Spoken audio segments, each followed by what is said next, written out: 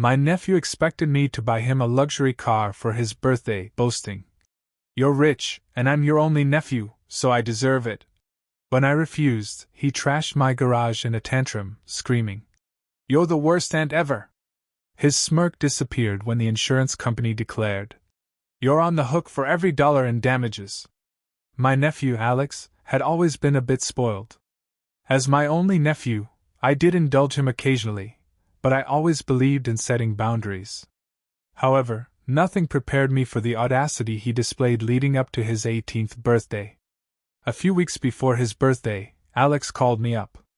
His tone was casual, but there was an underlying expectation that made me uneasy. "Hey Auntie, you know my 18th is coming up, right?" "Of course, Alex. It's a big milestone." "Well, I was thinking, since you're doing pretty well financially and I'm your only nephew, maybe you could get me a Mercedes? I mean, I deserve it." I was taken aback. A Mercedes? That was no small request. "Alex, that's a very expensive gift. I don't think that's appropriate. Come on. You're rich, and I'm your only nephew. I deserve it." "Alex, it's not about the money. It's about the principle. Gifting such an extravagant item sets unrealistic expectations." He scoffed. "You're the worst aunt ever." I thought that was the end of it, but I was wrong. A few days later, I returned home to find my garage in disarray. Tools were scattered, shelves overturned, and my car had deep scratches all over it. The security footage revealed Alex in a fit of rage, destroying my property. I immediately called my sister, Alex's mother. Her response was dismissive. "He's just a kid. Boys will be boys. Can't you let it slide?" "Let it slide? He caused thousands in damages." Frustrated, I contacted my insurance company and filed a claim. An adjuster assessed the damage, and I provided the security footage as evidence. A few days later, Alex and my sister received a letter from the insurance company. Since Alex was identified as the perpetrator, they were held liable for all damages, totaling over $15,000. My sister called me, furious. "How could you do this to family? Family doesn't destroy each other's property." Alex was forced to get a job to pay for the damages. The luxury car he wanted was now out of reach as he spent his days working to make amends. The fallout didn't end with the insurance bill. I thought maybe that would be the wake-up call Alex needed, but apparently, it only made him more bitter. About 2 weeks after the insurance letter, I noticed weird things happening around my house. Small things at first. Packages I never ordered showing up at my door, food deliveries I didn't ask for. One day, 6 pizzas arrived at once. The delivery guy looked at me like I was crazy when I said I didn't order them. Then it got worse. One night, I came home late from work and saw my mailbox had been ripped off the post. A week after that, someone egged my house. I installed motion lights and cameras, and I caught a blurry figure running off my property wearing a hoodie and laughing. I had a good idea who it was. When I confronted my sister again, she blew up. "You're obsessed with blaming my son. He's a teenager, for God's sake.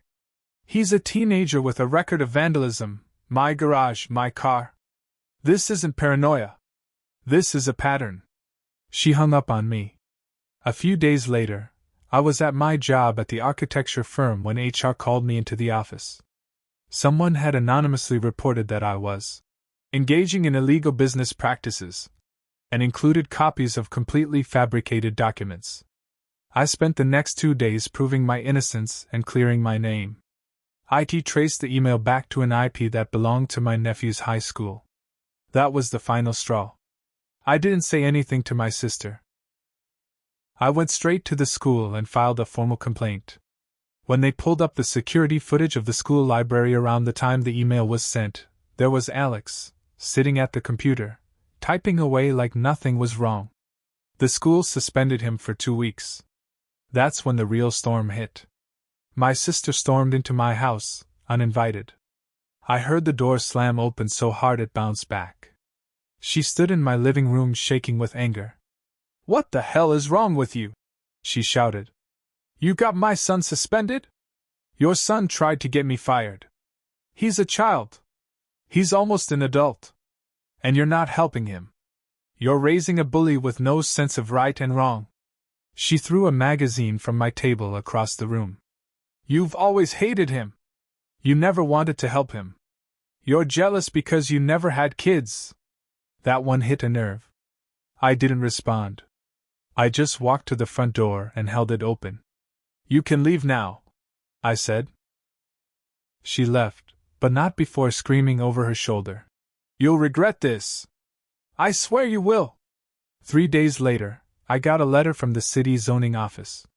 Someone had anonymously reported me for illegally converting residential space into commercial use. It was my garage. The one Alex destroyed. The one I had fixed and remodeled with extra lighting, better insulation, and a workspace. Totally up to code. But the city still had to investigate. That little complaint cost me $1,800 in inspections and legal consultation.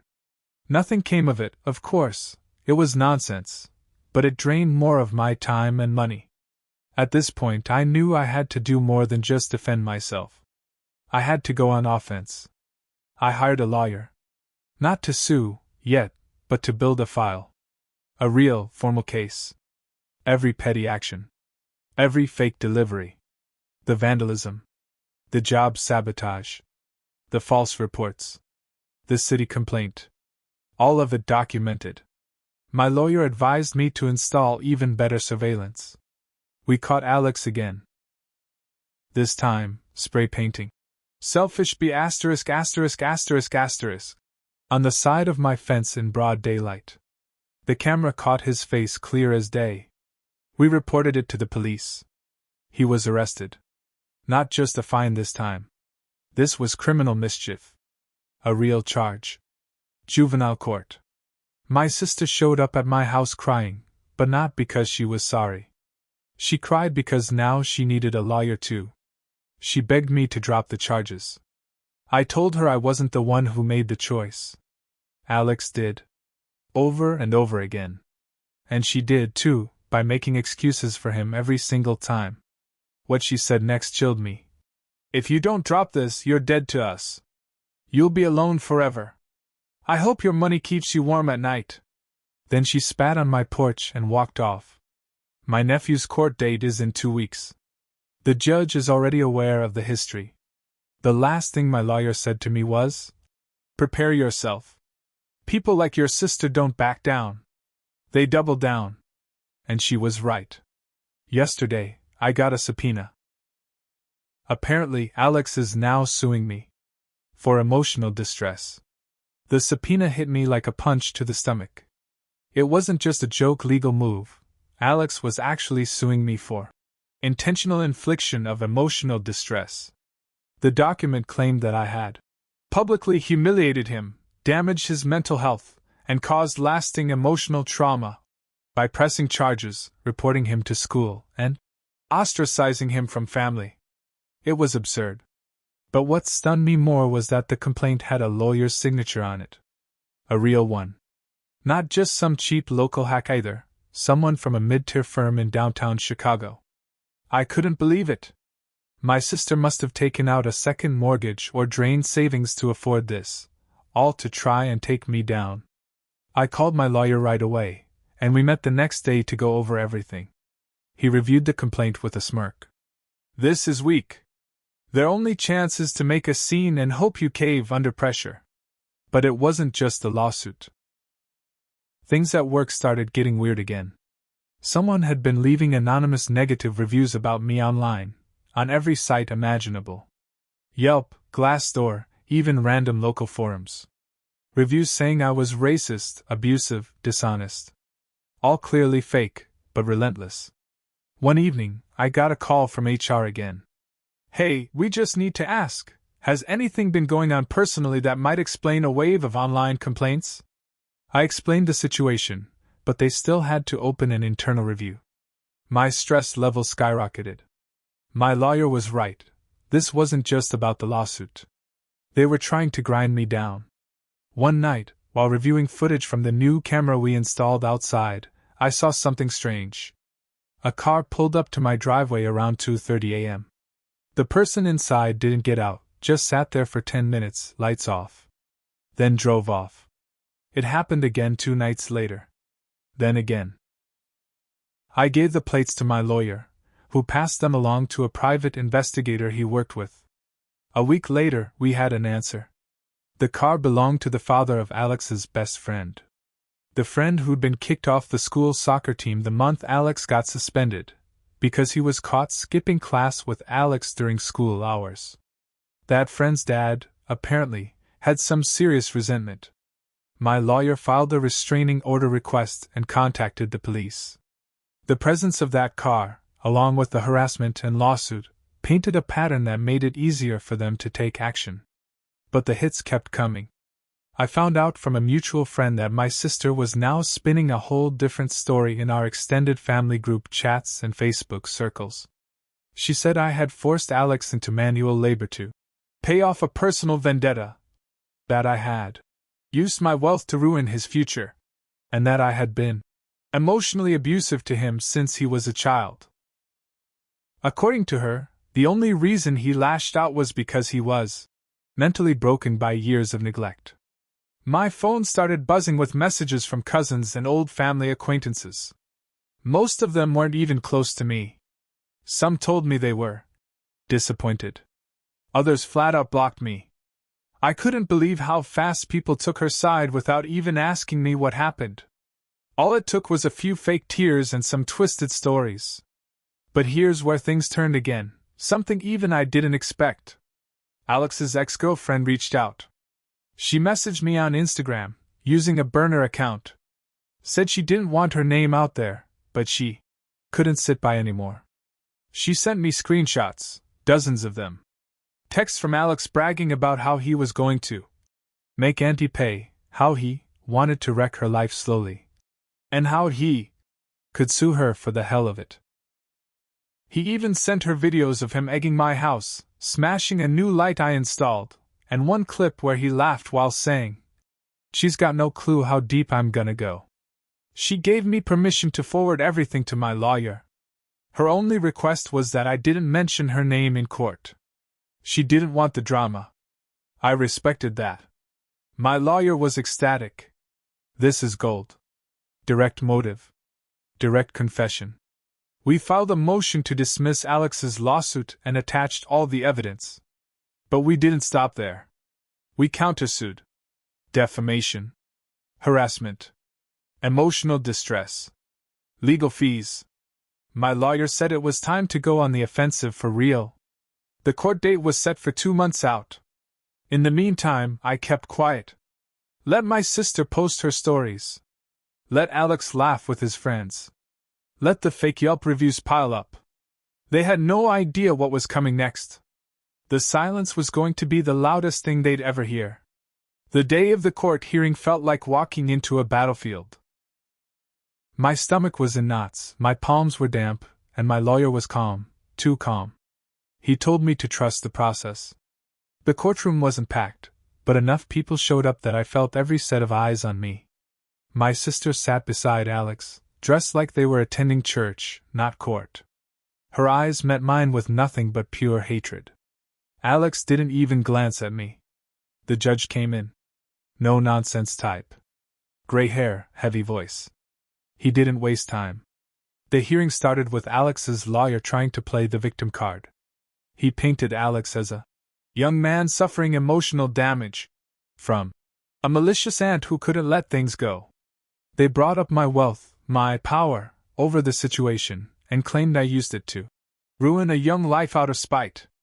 I almost laughed in the middle of it. Out of spite? I had let this go so many times before it blew up. Then it was our turn. My lawyer stood and went piece by piece. He showed the judge the video of Alex destroying my garage, the insurance report, the school suspension records, the vandalism footage, the pizza deliveries, the fake emails, the reviews, the zoning complaint. Then he dropped the screenshots, the messages from Alex's ex, the videos of him vandalizing my home and laughing about it, The bragging about suing me. For fun. The judge's face changed instantly. When Alex's lawyer tried to object, the judge shut it down. You brought this case. You opened this door. Now we're going to walk through it. It got quiet. Even my sister looked pale. The judge took a short break to review everything. When he came back, he didn't hold back. This case was an abuse of the legal system, he said. This young man has shown a disturbing pattern of malicious behavior toward the defendant. I see no grounds for his complaint, and every reason to believe the countersuit is not only justified but necessary. He dismissed Alex's case. Then he turned to the countersuit. I find in favor of the defendant. The plaintiff will pay damages totaling $72,000, including legal fees, emotional distress, and defamation. Further, I am recommending this case be reviewed for potential criminal charges related to harassment and vandalism. My sister gasped. Alex looked like he had been slapped across the face. He opened his mouth like he was going to argue, but the judge didn't give him a chance. This is not a joke, Mr. Last Name. Actions have consequences. Court adjourned. I walked out into the hallway in silence. I didn't feel happy. I didn't feel victorious. I just felt finished. Later that night, I got a call from my mom. She'd stayed quiet throughout everything, unsure what to believe. She was crying. They told me so many lies. I didn't know it had gone that far. I told her I forgave her. But I wasn't going to be part of the family gatherings anymore. Not for a while. I needed distance. My sister and Alex ended up losing their home 6 months later. They couldn't afford the payments after the judgment. I didn't laugh. I didn't celebrate. But I also didn't help. Alex didn't go to college.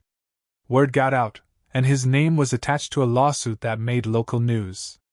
No university wanted to deal with the potential PR mess. Last I heard, he was living in a studio apartment outside of Joliet, delivering food with a beat-up sedan and dodging calls from debt collectors. As for me, I learned something harsh but true. Sometimes standing up for yourself doesn't make you feel good. It makes you feel alone. But I'd do it again in a heartbeat. Because when someone crosses every line, when they spit in your face and then try to play the victim, you don't just walk away. You fight. And if they want war, you make sure they remember how it ended.